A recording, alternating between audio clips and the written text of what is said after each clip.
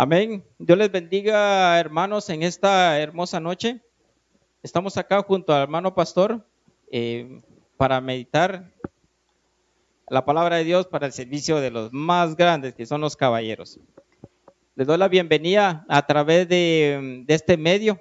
Creo que ha sido el medio más eficaz en este momento en el cual pues se puede transmitir la palabra de Dios, ¿ya? Se puede comunicar y creo que ha sido una herramienta muy esencial. Así que hermanos, esperamos que usted se goce, usted esté gozoso al ver esta transmisión, que va a ver en qué forma se va a transmitir la palabra de Dios en esta hora. Gracias, Amén. Mario. Estamos otra vez aquí llegando a sus hogares, hermanos, siempre con el pasaje de Juan capítulo 17.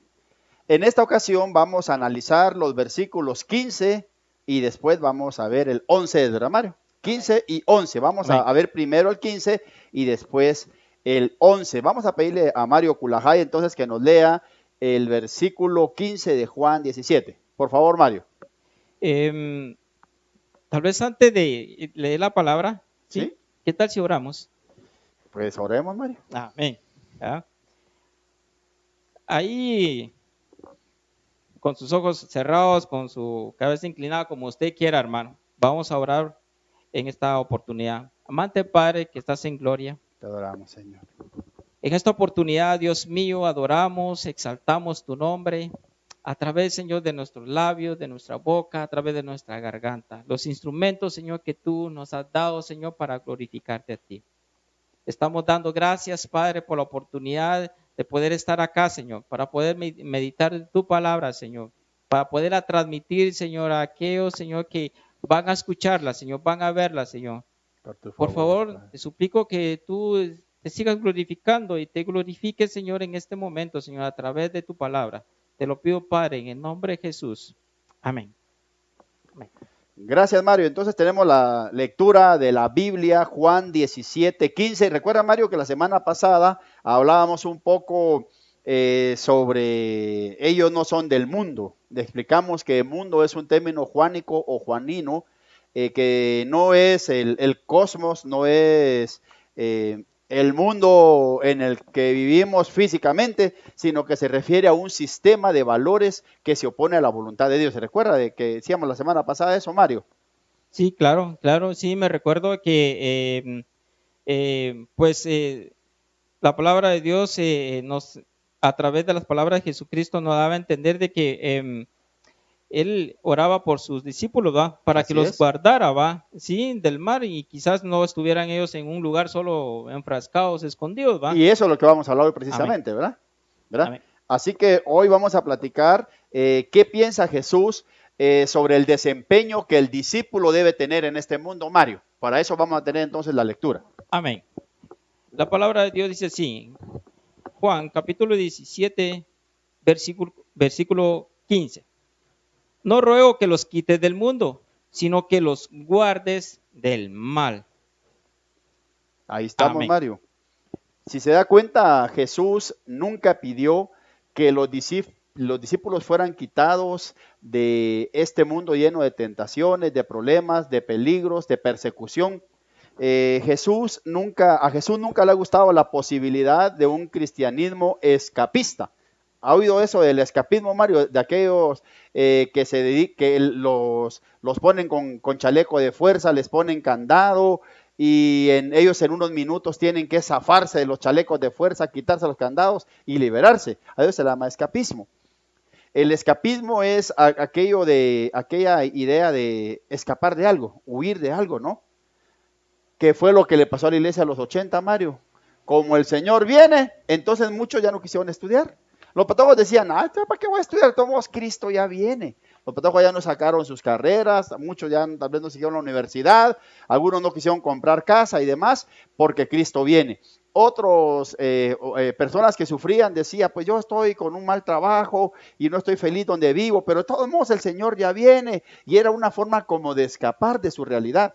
Así que nunca ha sido voluntad de Dios, Mario. Jesús no nos enseñó a ser escapistas.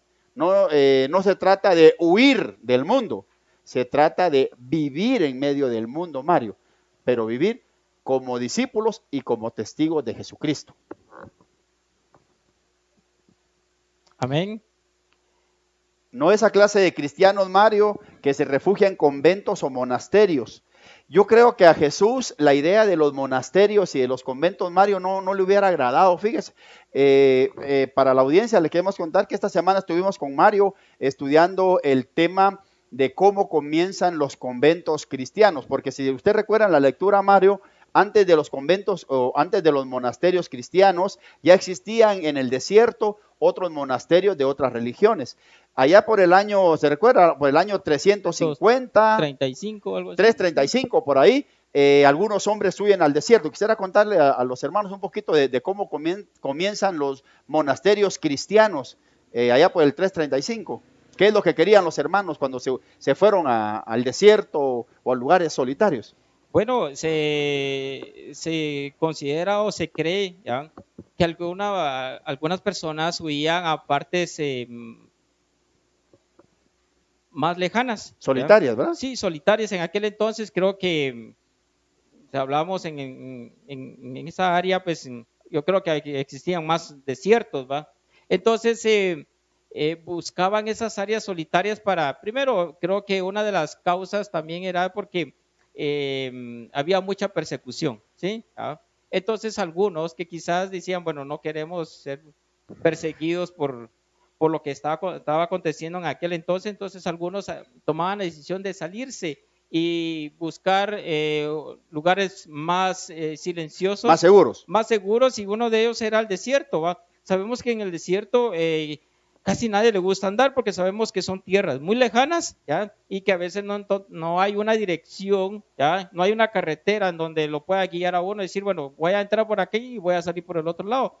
Entonces, creo que buscaban un lugar en donde no pudieran ser encontrados, y creo que buscaban el desierto porque sabían de que ahí iba a ser bastante difícil que pudieran localizarlos a ellos, ¿va? Quizás por ahí donde se podía iniciar parte del monasterio, ¿sí? ¿Ya? Aquellas personas que querían estar aisladas de todo lo que acontecía alrededor de ellos, ¿va? Entonces era una de las áreas, okay, ¿sí?, en las cuales ellos podían buscar, ¿va? Entonces eso es parte de lo que se puede considerar de que por las cuales se inició el monasterio, ¿va? Muy bien, la vida monástica se dice también, ¿verdad, Mario? Sí. Fíjese que la razón de que querían seguridad, por eso fueron, es una de las razones. Pero creo, Mario, que tal vez la razón más importante por la que algunos cristianos escaparon al desierto y formaron los primeros monasterios fue por razones religiosas. Usted recordará que en el año 317 el emperador Constantino hace algunos cambios, sube al gobierno, sube como el emperador, como el César de Roma, Constantino I, y hace algunos cambios. Pareciera que la religión cristiana, que hasta esa época era perseguida, con Constantino se puso un poco más suave la cosa.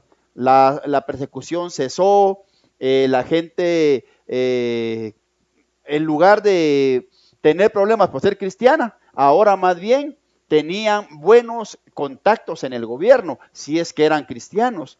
Es en esa época de Constantino, allá por el año 315, donde se dice que la iglesia y el Estado se casan, Mario. Hay un matrimonio de iglesia y Estado. Entonces, la vida espiritual del cristianismo, a nivel de iglesia, baja mucho. La persecución se termina, se vive un cristiano de esos que se llama un cristianismo más laxo, más suave, más flojo. La gente ya no se bautizaba por convicción, sino por conveniencias políticas. La gente ya no asistía a la iglesia y profesaba conocer o aceptar a Jesucristo por razones espirituales, sino que lo hacían por cuestiones económicas, porque tenían los mejores puestos en el gobierno. Ahora, ¿qué pasó? Ya que el cristianismo baja mucho de calidad, algunos optan por salir por salir huyendo y dicen, estamos cansados de esta vida, de este cristianismo tan suave, estamos cansados de este cristianismo tan light, así que vamos a vivir un cristianismo más puro. Entonces algunos de los hermanos deciden escapar de el lugar donde vivían dentro del Imperio Romano, y para vivir un cristianismo más puro es que huyen a esos lugares. Por ejemplo, a lugares que están cerca de ríos, de lagunas, de donde hubiera bebederos, donde había nacimientos de agua. Ahí hacían su champita, se llevaban sus cosas y hacían varias cosas. Como usted recordará, Mario, algunos hacían lo que se le llama un voto de pobreza, ¿verdad? Aunque fueran adinerados, ahí ellos renunciaban a todas sus riquezas. También hacían un voto de castidad, donde ellos prometían, si eran hombres, nunca tocar a una mujer. Ya estando en esos lugares del desierto, ellos decían, ya que no tengo la tentación del dinero, y ya que no tengo la tentación de las mujeres, hoy se voy a poder servir bien a Dios, y lo voy a hacer lejos de ese mundo asqueroso, lejos de ese sistema corrompido que hay en el imperio. Entonces ellos quisieron ser santos, pero alejándose de las cosas malas. Pero fíjese, Mario, cuando revisamos en la Biblia el concepto de santidad, no se trata simplemente de escapar. La santidad no es un escapismo. La santidad en realidad tiene que ver con dos cosas, Mario. Santidad significa apartado para. Eso significa ser santo, apartado para. Por ejemplo, cuando en el antiguo Israel había oro que algún rico traía para las arcas del pacto, para las arcas del templo, el oro se decía que estaba dedicado a Dios. Entonces ese oro ya no se podía usar en otras cosas, era un oro santo, porque era apartado para, en este caso, para el templo.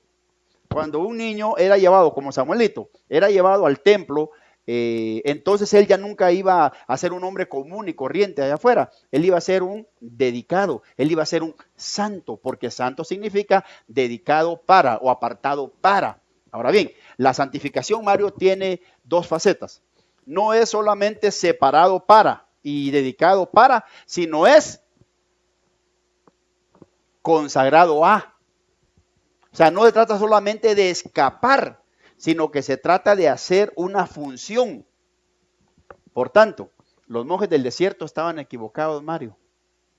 Es cierto, ya no tenían mujeres que los pusieran en tentación. Por cierto, hay una historia muy graciosa, no sé si usted la leyó, de un monje que vivía ahí en las montañas. A ellos se les llamó también ermitaños. Tal vez usted leyó también la historia de Pedro el ermitaño, en un momento lo vamos a tratar. Estos ermitaños, se dice que uno de ellos se fue a meter en una cueva, pero siempre se le venían imágenes eróticas. Se le venía la imagen de su novia y la imaginaba en situaciones comprometedoras. Así que él dice que una vez, con tal de escapar de la tentación, lo que hizo fue que vio un zarzal por ahí cerca de donde él se ponía a orar, y se metió entre las espinas y se empezó a revolcar entre las espinas para que se le fueran los malos deseos. Yo creo, Mario, que uno ya todo espinado, ¿de verdad que se le van los malos deseos? Un ratito, Mario. Mi pregunta sería, ¿usted cree que ese hombre nunca más volvió a pensar en mujeres? Creo de que siempre continuó con ese pensamiento. Sí, Mario, es que fíjese que la santidad no es eso, ellos no entendieron el concepto. Santidad no es solo alejado de, sino dedicado para o a. Entonces, Mario, ¿quién no va a ser santo? ¿Quién no va a ser santo en una montañita, en una casita donde no haya libros, no haya internet, no haya tele, no haya teléfono, no hayan mujeres, no hayan problemas? ¿Quién no va a estar consagrado así? Este no es el concepto bíblico de consagración, Mario. Estaban equivocados los monjes del desierto. Ellos pensaban que la voluntad de Dios era que se separaran del mundo. Ahora yo me pregunto, ¿será que alguna vez leyeron esta cita, Mario? Léase otra vez el 15, por favor, para ponernos en contexto. La oración de Jesús por sus discípulos. No ruego que los quites del mundo, sino que los guardes del mundo. Considero que no. Creo de que ellos no habían leído esta parte o este versículo ¿O de no la lo habían Biblia. entendido, Mario?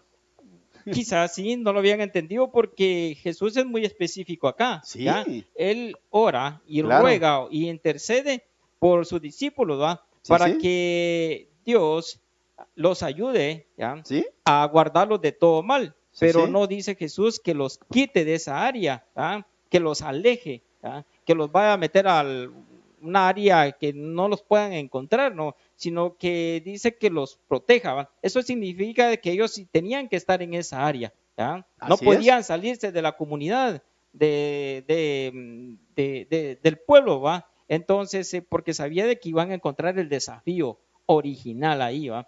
Afuera, definitivamente, yo creo que Así que no dijo que lo sí, ¿no? Yo creo que a Jesús esta clase de evangelio, el evangelio ermitaño, el evangelio metido en una cueva, le hubiera parecido al Señor un evangelio mutilado, Mario. Un evangelio como cortado, como aminorado, aguado, adulterado.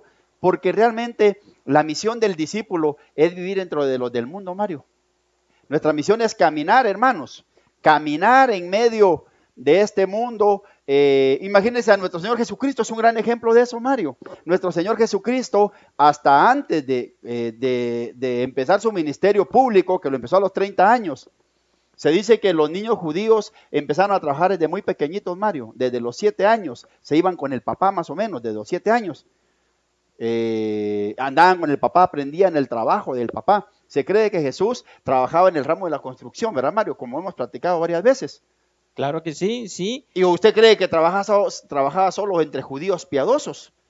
Definitivamente que no. A Jesús le tocó ir a comprar madera entre gente malvada, Mario. Le tocó que ir a hacer cola en las ferreterías de aquel entonces, en los aserraderos de aquel tiempo, y trabajar entre muchachos. Usted sabe cómo son los muchachos, Mario, cuando uno trabaja, ¿va? Para todos son tremendos usted. Mal pensados, mal habladotes, siempre pensando cómo sacar un chiste malcriado de doble sentido, ¿verdad? Fíjese que una de las cosas interesantes es que cuando Jesús creció en la Galilea, ahí había un lugar que se llamaba Séforis, quedaba en Galilea, y se dice que Séforis era una ciudad romana, ¿vio? Una ciudad romana. Una ciudad muy hermosa que se fundó en los años cuando Jesús era un joven. Y Jesús, como maestro constructor, que hemos dicho, ¿verdad? Que Jesús era un tectón, que eso era lo que Jesús no era carpintero, él era un maestro de obra, un maestro constructor. Se cree que Jesús trabajó en Séforis. Y hermanos, en Séforis no trabajaban solo los más consagrados, ahí trabajaban personas gentiles, significa personas no judías, personas, imagínense hermano, trabajar entre sidonios, trabajar entre egipcios, trabajar entre romanos, entre griegos. Estos eran bien tremendos, Mario. La homosexualidad estaba a la orden del día, como está hoy en Nueva York, como está en París, como está en Roma. La sensualidad estaba a la orden del día. ¿Qué significa? Jesús no vivió en una nube los 30 años anteriores a su ministerio. Jesús se desenvolvió en un mundo normal, Mario. Así que por eso Jesús quiere que aprendamos a desenvolvernos en medio de un mundo común y corriente, sin quitarle nada, Mario. Yo me estaba preguntando de qué base se agarraron los monjes para aplicar ese estilo de vida. ¿Ah? Creo que hoy leían la Biblia, sí. Tal vez no mucho, pero una parte. Aunque sea algo. Pero tuvieron alguna base, ¿verdad? ¿Qué base habrán agarrado ellos? Sí, decir, bueno, sí, esta es nuestra pequeña base, a base de eso nos vamos a fundamentar y vamos a hacer esto, ¿va? Recordemos que Jesús había dicho, pero tú al orar, cierra la puerta de tu cuarto, ora a tu Padre que está en secreto, y tu Padre que está en secreto te recompensará en público. Esa era tal vez, posiblemente una de las citas de los que ellos dijeron entonces que lo que Dios quería era el encierro. Ahora bien, Mario, el hecho de que Jesús nos pide que como discípulos vivamos en medio de este mundo tal y como es, ¿verdad? Con su corrupción y con sus cosas buenas también, ¿verdad? Son cosas interesantes a veces que hay en el mundo, sinceramente, ¿verdad? Pero otra vez, esto no significa, Mario, que la consagración y la oración privada no sean necesarias, ¿o yo? Esto es parte de la vida del cristiano. O sea, esto no significa que ya no tengamos que cerrar la puerta, como dice, va, y orar a Dios en privado. Lo único, Mario, es que no se trata solo de eso, hombre. No se trata de una vida encerrada. No se trata de un escapismo religioso. Creo que la forma en que vivían los monjes en aquel entonces, en el año 335 a 350 y en adelante, se podría decir que quizás era una vida de sacrificio, ¿va? Porque se tenían que aislar del mundo, ¿va? Por supuesto que era sacrificio. Sí, exactamente, ¿va? Pero se salían, en realidad vivían fuera de la parte de la realidad, ¿va? Porque solo vivían en su propio Ellos no mundo. vivían en el mundo real, gracias, Sí. Mario, por recordarlo yo. Ese no era el mundo real, hermanos. Mire pues, el mundo real es donde se viven todas las cosas que pasan todos los días allá afuera. ¿Quién no va a ser cristiano, Mario? Donde no hay tentaciones, ahí hasta el más pecador se vuelve santo. Hay una canción mundana, Mario, que dice, le debo una canción a esos pecados, a los que nunca cometí, porque no pude. Fíjese, nada de que porque no quise. Si hay un lugar donde no hay cómo pecar, entonces hay quien no va a ser santo.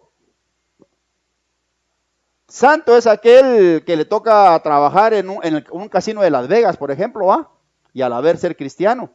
Recuerdo un hermano allá de la Florida que trabajaba de bartender en un centro nocturno. El hermano trataba de serle fiel a Dios y un día llegó y me dijo, hermano, fíjese que solo encontré chance de bartender, de servir cubas y todo eso. Me dijo, whisky en las rocas. ¿Qué hago, hermano? El problema es que el hermano tenía 2 patojitos, uno de ellos tomaba pacha todavía y tenía a su señora y alquilaba, Mario. Fácil era decirle, hermano, renuncie de trabajo mundanote y confíe en Dios. Ajá, ¿y quién le iba a comprar la leche a los patojitos, Mario? ¿Y de dónde iba a pagar su renta el pobre hombre? Pues ahí el mejor consejo era decirle, mire hermano, siga trabajando y trate de no contaminarse mucho, trate de no contaminarse y busque otro chance, mientras trabaja ahí de día aplique en unas empresas, ¿verdad? Donde pueda ¿verdad? Servir mejor a Dios. Así que Mario, le digo, es siempre posible serle fiel a Dios, aún en medio de un mundo corrupto, humano y pecador. Hay una cita muy bonita de un escritor, Mario, que dice, Jesús nos mandó a ser la sal de la tierra, Mateo 5, ¿verdad? Pero él dice, muchos cristianos quieren ser sal, pero sin salir del salero. Fíjese. Yo no le hablo a ellos porque ellos son mundanos, ellos son católicos, ellos son mormones, ellos no creen en Dios. Yo solo me junto con cristianos. ¿En qué momento va a ser uno sal para ellos, Mario? Sal adentro del salero. ¿Qué le parece eso? Definitivamente no, creo que la sal dentro del salero, de tanto tiempo que estar ahí, se empieza a podrir y llega a tener hongo después de tanto tiempo.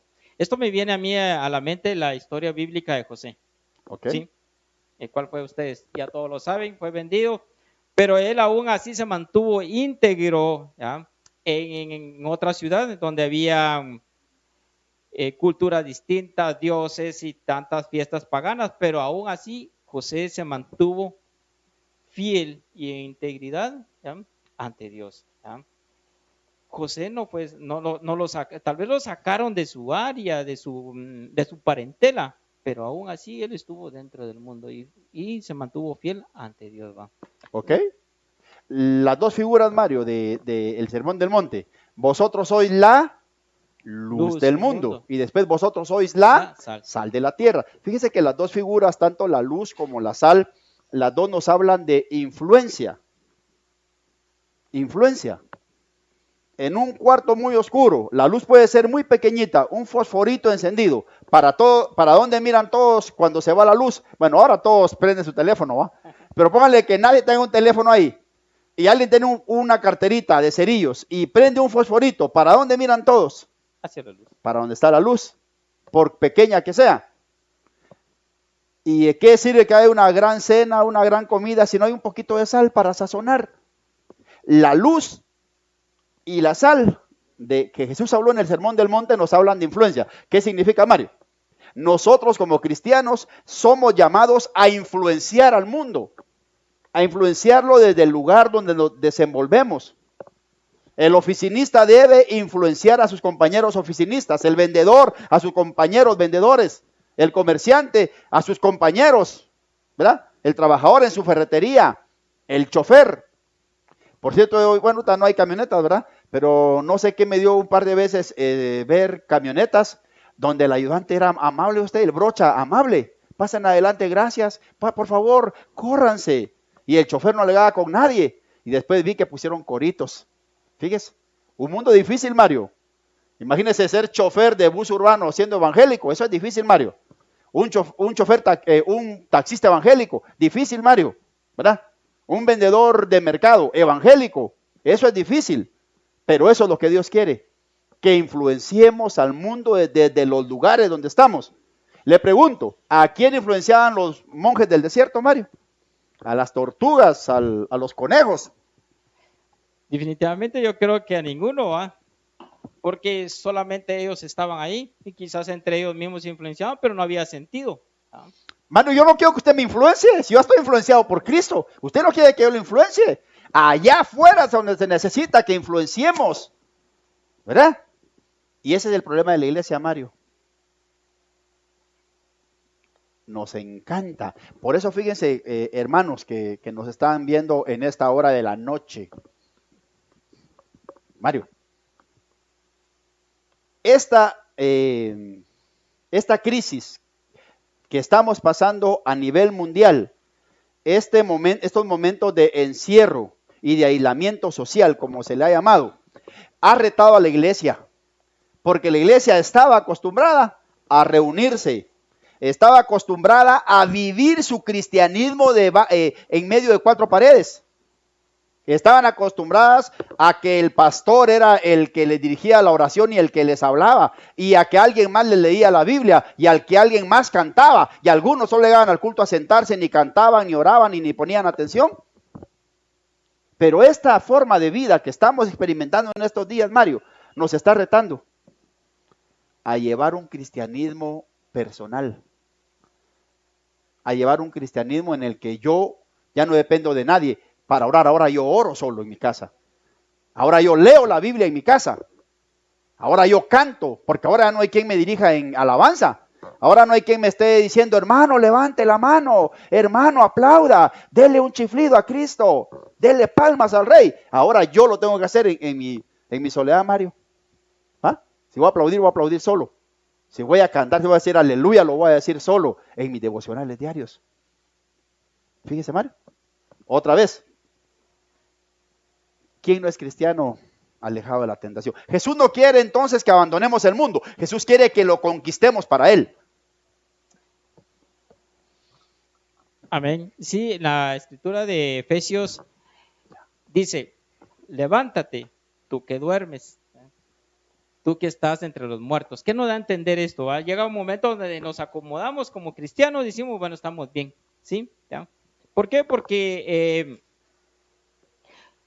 no estamos dentro del juego del cristianismo, ¿va? Más bien nos salimos, ¿va?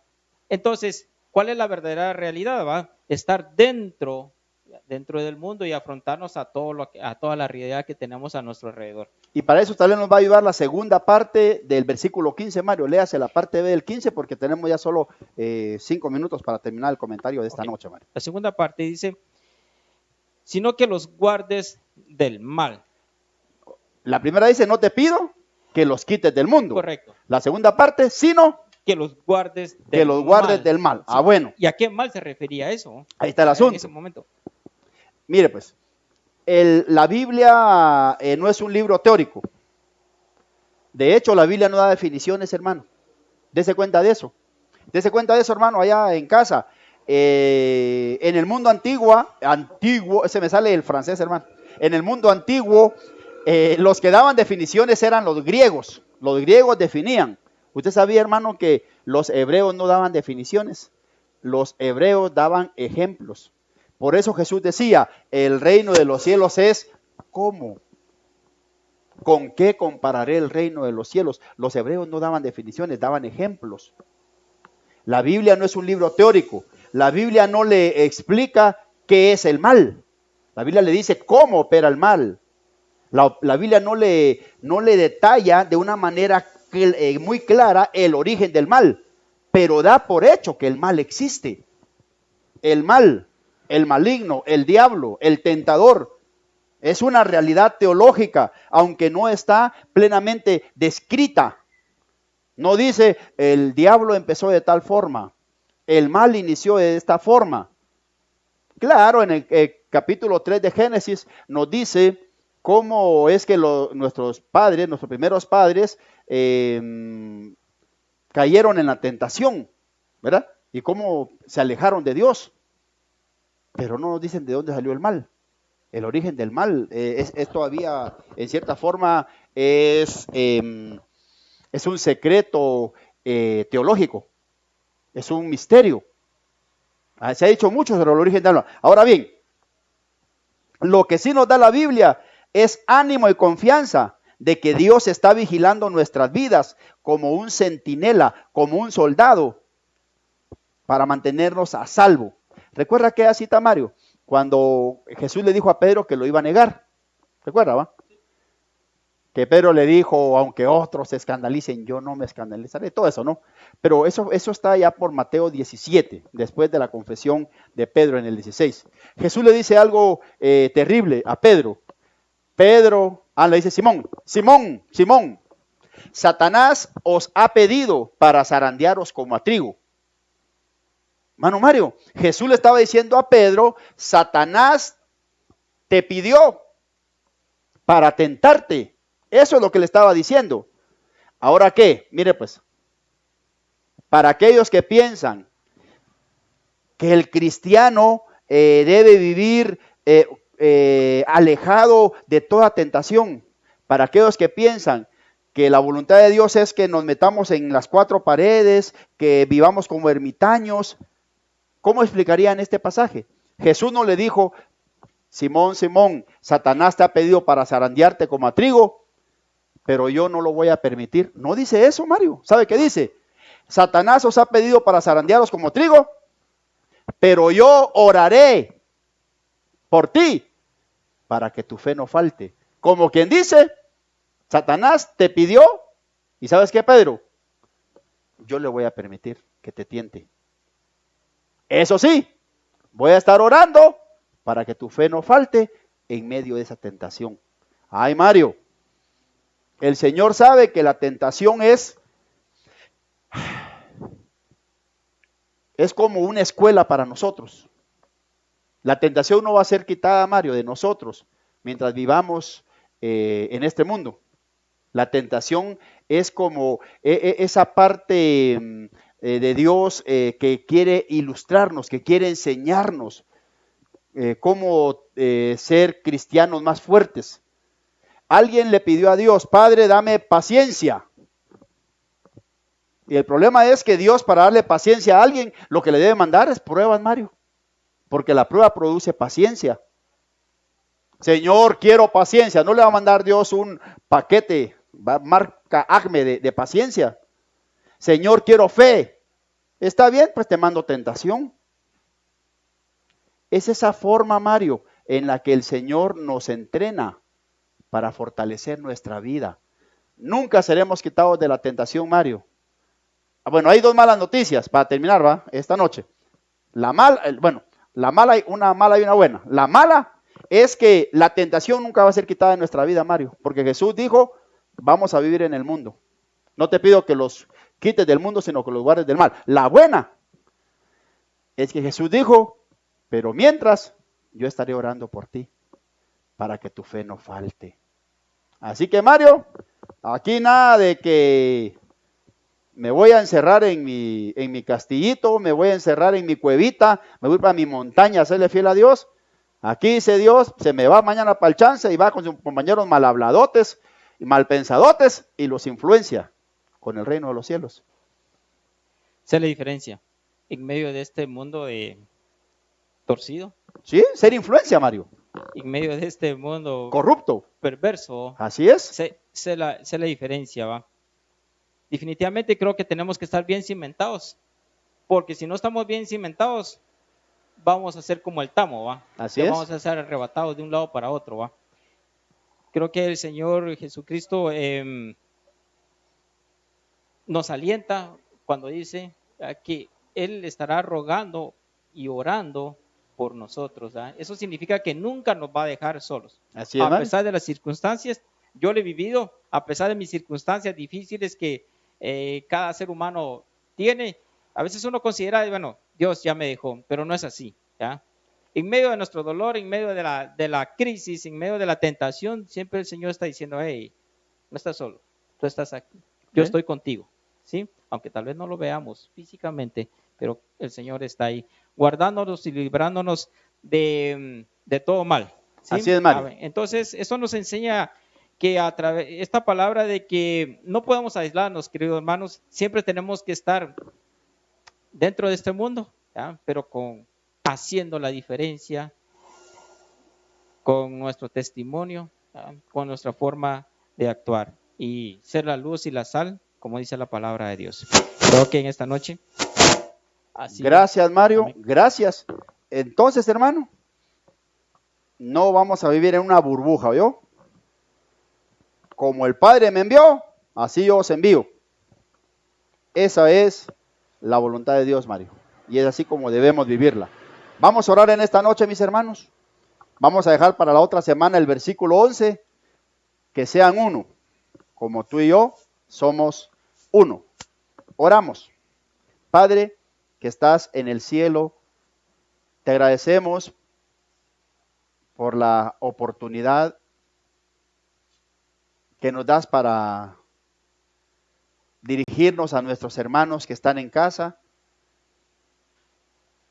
que nos retas por medio de tu palabra, no a una vida de encierro, no a una vida ermitaña, no a vivir en una burbuja, en un mundo de cristal, sino eso sería un evangelio mutilado, sino como una iglesia se llama ahora, tan bonito el nombre, para que vivamos la vida real. Los monjes del desierto, como decía hermano Mario, no están viviendo una vida real, están viviendo una fantasía. Un cristiano que así, ¿quién no es cristiano?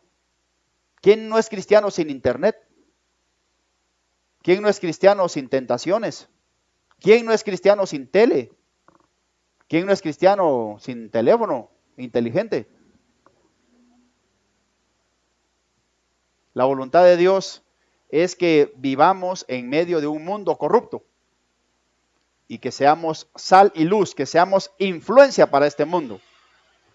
Recordemos por último la oración del Señor. Padre, no te pido que los quites del mundo, te pido que los guardes del mal. Pedro, Satanás os ha pedido para zarandearos como a trigo, pero yo he orado para que tu fe no falte.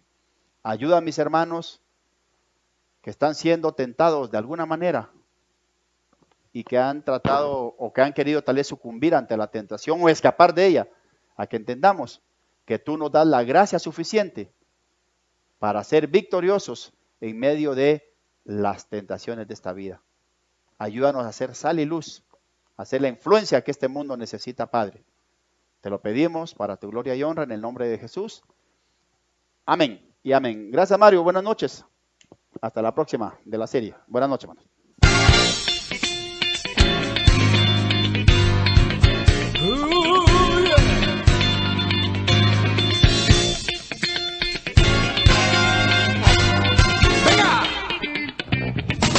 Ser hombre es respetar, ser hombre es esperar.